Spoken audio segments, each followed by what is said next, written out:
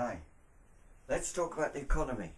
Some people think that the economy is in a bit of a recession in the Western world at the moment. I've got some news for you. There's no such thing as a recession. I'll repeat that. The recession doesn't exist. To have a recession, what you'd need is an economy that was going along like this, very jolly, and then all of a sudden, crash, it goes down. And that's what a lot of people think happened. People think we've had a good 10 years. When the Labour government came in 1997, everything was wonderful. But then, for some reason, in 2008, the banks started failing, there were problems with mortgages, and the economy went down. And then it went along for a while, and it started to recover. But then, oh no, it went down again. And then it bounced along, and then it started going up, and they think, what's going on? We've got this dreadful recession, the economy's right at the bottom, and we need to kick-start it and get it back up like it's going. And then hopefully what'll happen is it'll come up to here, and then it'll start going along again, just like it did. Well, I've got some news for you. No economy in the world has ever been stable. There is not an economy anywhere that goes along like that. And occasionally, it has a big dip. And then it bounces back for a bit, and then it comes back up. That's not the way economies work. Never have, never will. Economies go up, and then they go down. They never, never, never stay stable. Economies only do two things. They go up and they go down. And they do that regularly. They go up like a wave. They go up and then they go down. And then they go up again. Like that. And there are different kinds of waves. There are 5-year waves, 10-year waves, 25-year waves, 75-year waves. And this has been worked out by economists over the years. Everybody's agreed on that.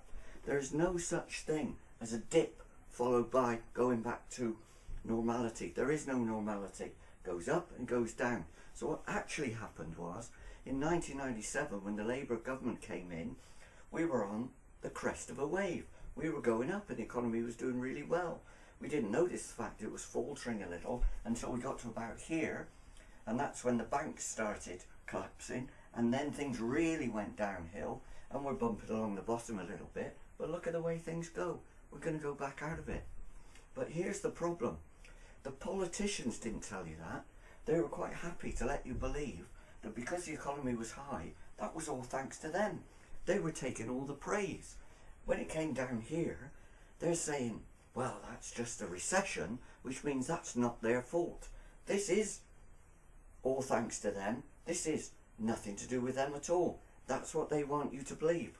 They want you to believe that the economy would be going along, apart from the way things have happened, and we've got this terrible recession, and they want you to believe that what they're doing is going to get you out of it.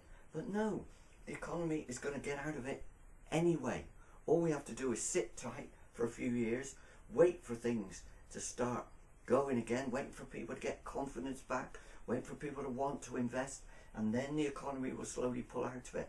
It won't be thanks to the politicians, it'll be thanks to the way that economies work and always have.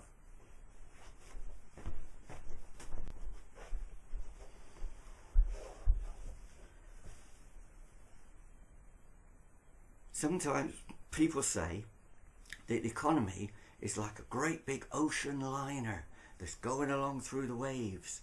And because it's so huge, it takes a long time to turn. And that's why we've got to be patient. But don't worry, because the Chancellor of the Exchequer is up there in the bridge, and he's steering the ship, and he's taking us back on course. And of course it is a bit like an ocean liner, because there's plenty of people on the bridge poring over charts, looking at computer screens, watching dials, giving advice. Lots and lots of people giving advice. But actually, when they turn round to the Chancellor and they say, what we need you to do is not go in that direction, steer over in that direction, the Chancellor of the Exchequer steps forward and he reaches for the wheel of the big ocean liner. But guess what? There isn't one. And he reaches for the accelerator to speed up and make the ship go a little bit faster. And guess what? There isn't one. The idea that the Chancellor of the Exchequer is in control of the economy, can steer it wherever he likes, can speed it up and slow it down as he wants, is a complete myth. Now you're thinking, but we've just had a budget, and in the budget the Chancellor of the Exchequer put a little bit of income tax up, put a little bit of income tax down, put a little bit of tax on beer and wine and spirits, took a bit off petrol, and generally played around with the economy in a way that would make it move forward into the future. In economics, what we talk about very regularly is the margin. The economy is like a great big curve like that. And over at one edge, on the margin, you can play around with it, but you can't influence the whole thing. You can play around on this little side. You can put a little bit of tax here and a little bit of tax there. But people are really impressed by figures. They say, well, he's tinkered with national insurance and there's an extra £1 billion coming in to the Exchequer, £1 billion. The national debt is how much now? Several £100 billion. When Lloyd's Bank was in trouble, the Chancellor, who was Gordon Brown at the time, gave them £40 billion. The Royal Bank of Scotland's got £55 billion. Playing around with 1 billion here and 1 billion there actually does very little to the economy as a whole. It's window dressing. It's playing with the margins. The fact is, the Chancellor of the Exchequer is up there on the bridge of the ship, and he's just as surprised as everybody else when the ship starts veering off course. But he's got no control. He can't actually make it go the way he wants. He has to trust to luck, just like the rest of us.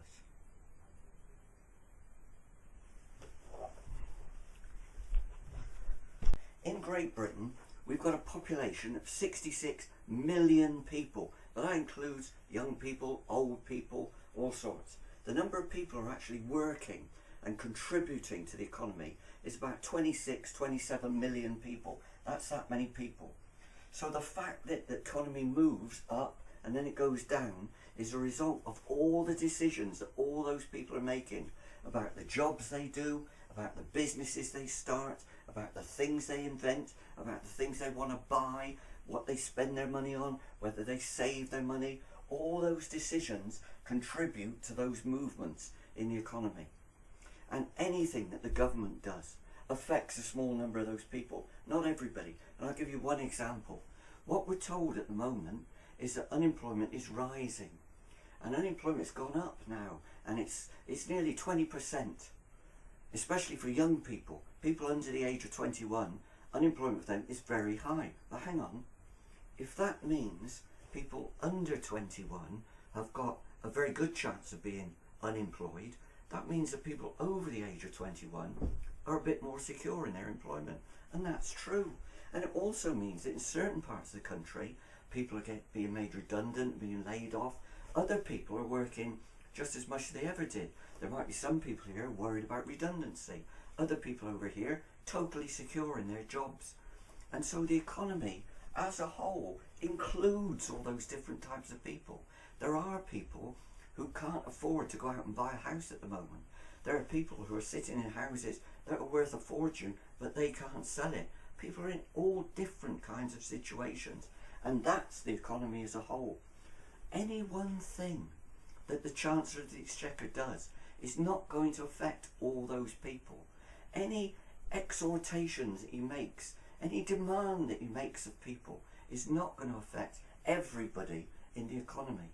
And that's why the economy as a whole takes a long, long time to do anything. And a final thought. We don't actually know what the economy is doing today. Today. We don't have any figures that tell us what it's doing at this moment in time. What happens is we collect all the figures about gross national product and expenditure and the retail index and the way people are feeling about industry, and we put them all together, and the result is that we know today what was happening 3 months ago and 6 months ago and 12 months ago, but we don't know what's happening today. It could be that the economy is pulling back. We don't know that. And we won't know that until 3 months' time. So how can we possibly make decisions about what we should be doing today based on the facts. We don't have the facts until later, which is a time in the future. Everybody has to make decisions based on what's best for them, what's best for their families, what they think is going to happen. And that's why sometimes everybody's very optimistic and the economy goes up. Sometimes people are very pessimistic and the economy goes down. It's called the economic cycle. It's not something to worry about, but don't imagine that this up and down means that we're down in a hole. That's what a recession would look like, and it doesn't exist.